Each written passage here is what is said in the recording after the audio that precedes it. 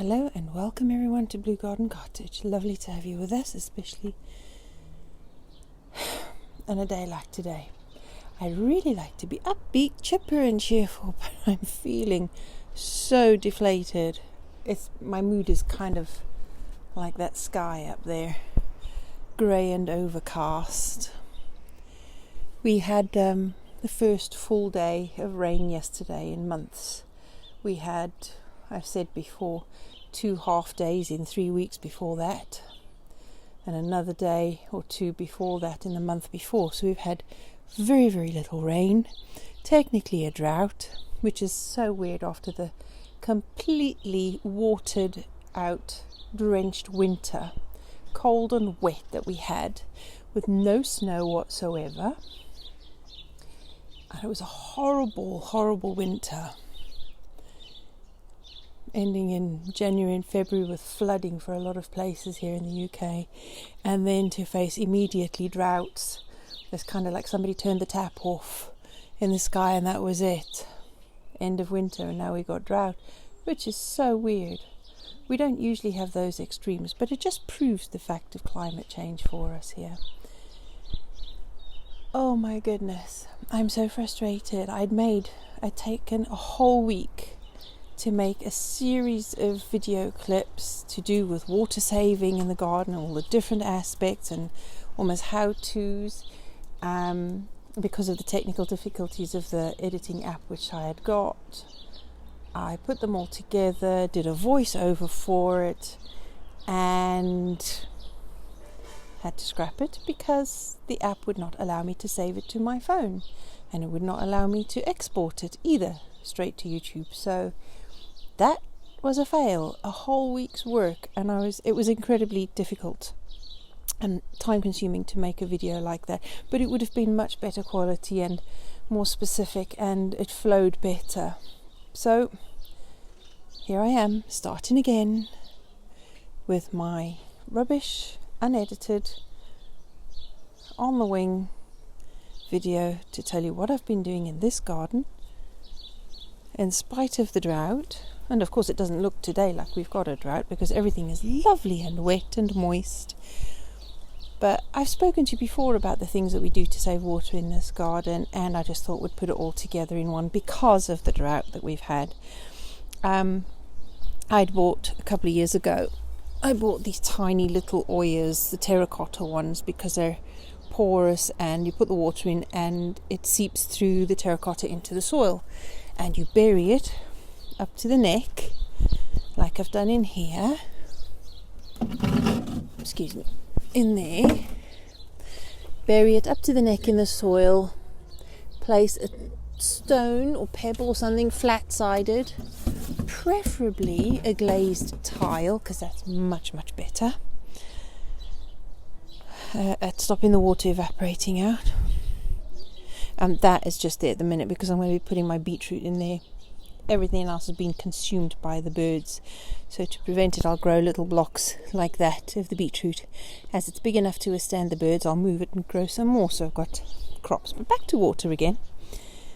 So those are the oyas, the easy things.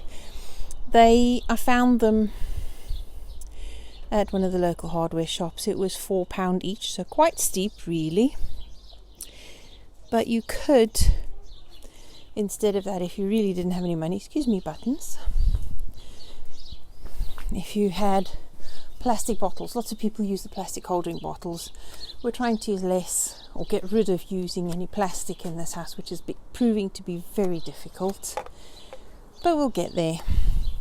This is an old squash bottle, but it's a square shape and it's a tougher, harder plastic, so that will be better than the other cold drink bottles because they tend to crush when you put them in the ground and they get all squashed. But if you put gravel in at least halfway or to the level of the soil that you're going to be covering it with, and put tiny little holes, you don't need more than pinprick sized holes all over the bottom, not the bottom, just the sides, and bury that. It works exactly the same as an oya. But if you have bigger than needle-sized holes, it will drain out quicker and won't last long. But it takes the water down to the roots of the plant instead of the surface. Because if you're watering with a hose, the water only gets down that deep.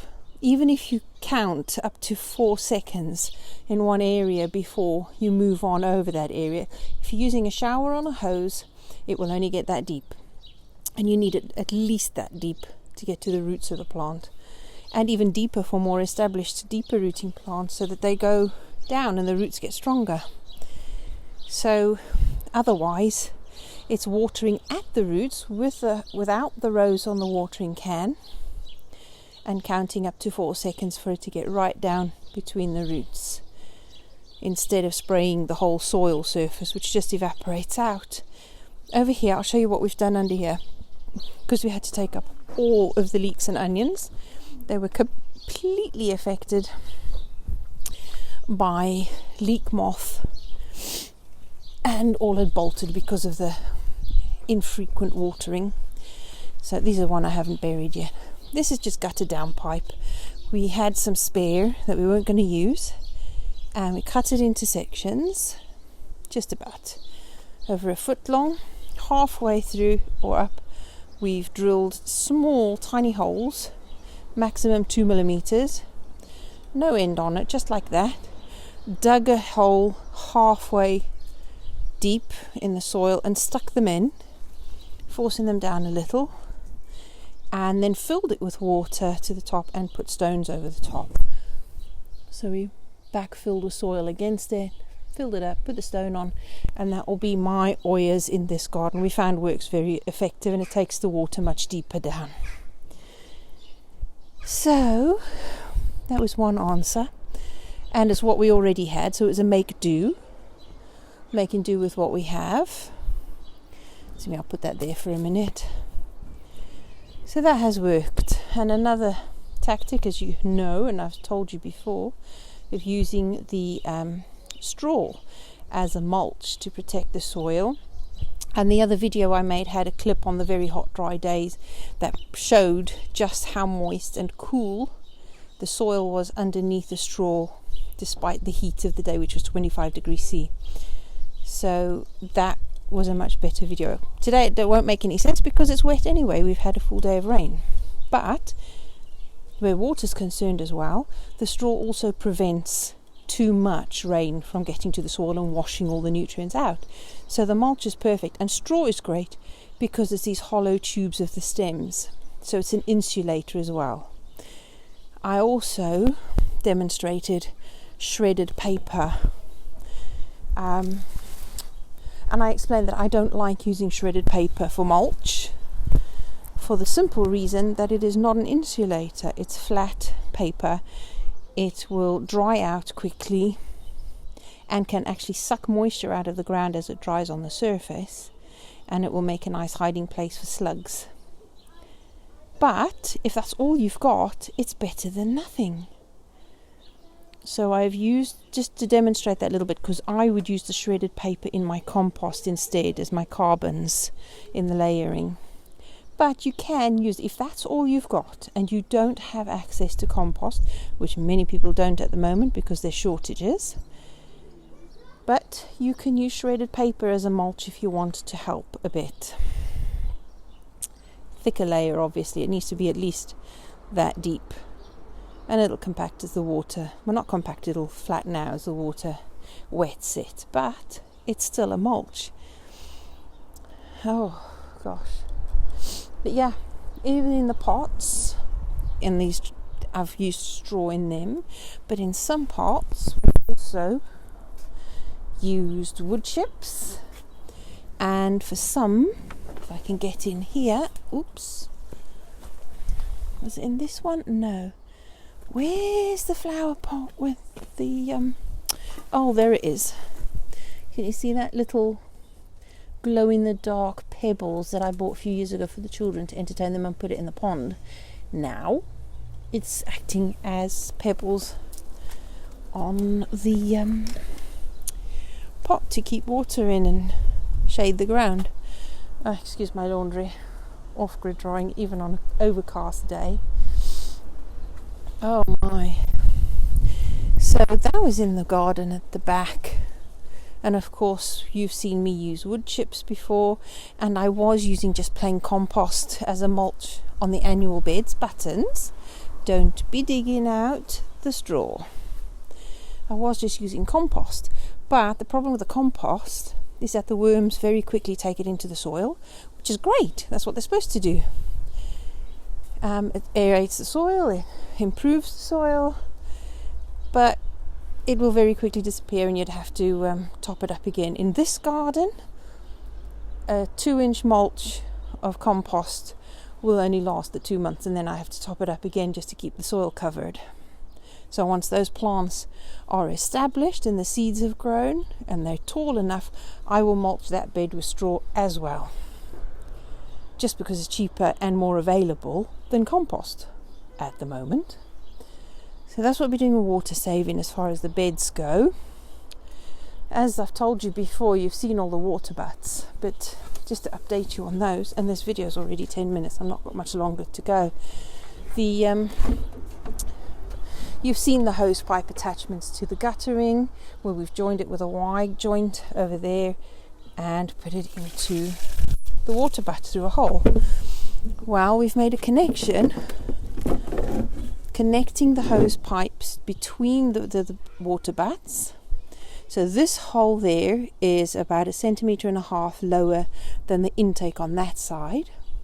That intake on that water butt is lower than this one by about 0.5 centimeter, but it still works very well. So if I could afford it, I'd get another connector and put it on that side, so that it would stop any run back. And then the same there, connected there. And then this one being the last one, we've put a hose pipe attachment to the hose, and it gets then along the path, buried under the ground next to the path along until we get to the drain. So that's the water butt overflow sorted. So hopefully this winter we won't get a flooded and muddy bog of a garden. These tubs, as I've explained before, we brought home from the allotment. They were food barrels from a factory that we just had on our allotment. It was there before we got there. We brought it home with us when we quit the allotment. They had cut the tops off to make a lid, and we turned it upside down. Makes a perfect bird bath, but we cover the holes again with a stone to help prevent evaporation, but also to prevent any little birds or insects falling into the water butt. So we've got a bird bath and it's safe. There's still a little gap under there, so any excess water could just go into the water butt. Ideally, I'd like to put a fabric mesh underneath to prevent mosquitoes as well. That would be great. Oh my gosh. So yeah, all the water butts have now got overflow pipes. We've sorted that out. And oh my gosh, there's a smell of perfume. Where's that coming from? The roses. Oh, beautiful perfume. Stops me in mid-thought.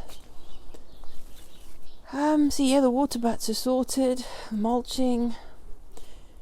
So yeah, I think water storage in the garden is about the most important thing. It's the harvesting, the storage, the use, and then preventing there to be too much, because that's the biggest problem we've had in this garden is too much water. And because the slope comes down the hill towards the house, it is important to stop there being too much water. Okay, I'm going to take you over to the front garden quickly. Excuse my laundry and messy kitchen.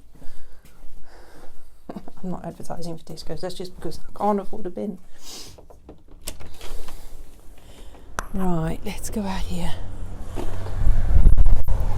Much windier, so if you can't hear me, I apologise. Trying to shield the microphone from the wind. But in the front garden, you've seen this plenty of time. I have used straw and hay around the rhubarb, chopped twigs around there by the bottom of the hydrangea. Whenever I've trimmed the hydrangea, I just chop and drop that around there, and look how healthy it is and beautiful, and it's got flowers. Over here by the rose, I have chopped and dropped some of the comfrey over there, and you can see the what's left of the wood chips. Of course, we've got the compost pile in there. It's not composting very well because it's dry. So once I move the composters from the back to the corner here in the front, I'll get rid of that compost pile and hopefully it'll compost better. Bird bath, water for the wildlife. You've seen the bird bath in the back garden. We put the flower pots in, and that's important to keep the birds coming to the garden, even though they cause quite a bit of damage like that. I'll explain in a minute.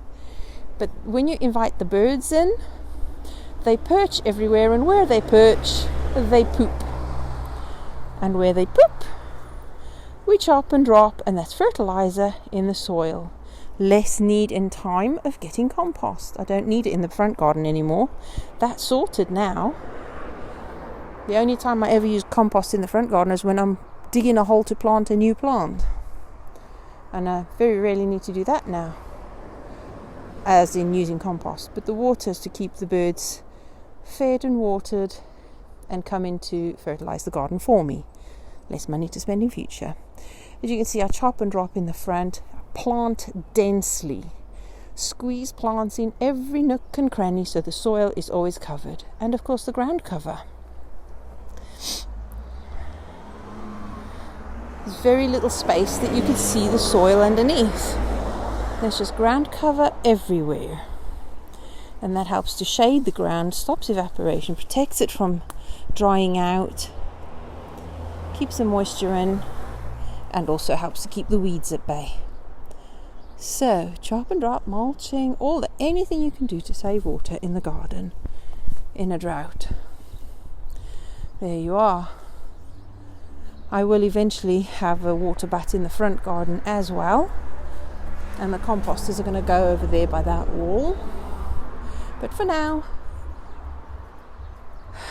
making do and keeping the water in the garden until it is no longer needed is key. And there's so much more we could do as far as water saving goes, but some of them we don't need. We don't need seep hoses, we don't need drip feeders, drip watering hoses, because number one, they're very expensive. Number two, they're not practical in our garden. So what we are doing is enough for now.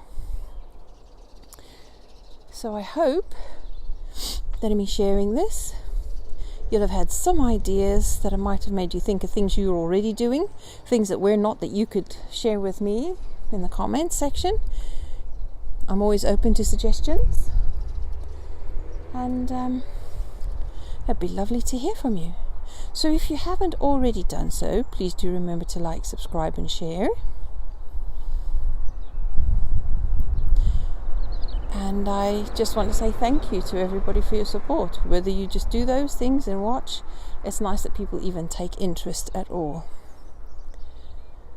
So there you go, people. Some small ways to help in the garden with saving water during the drought. And I shall catch up with you again soon. Take care and bye-bye.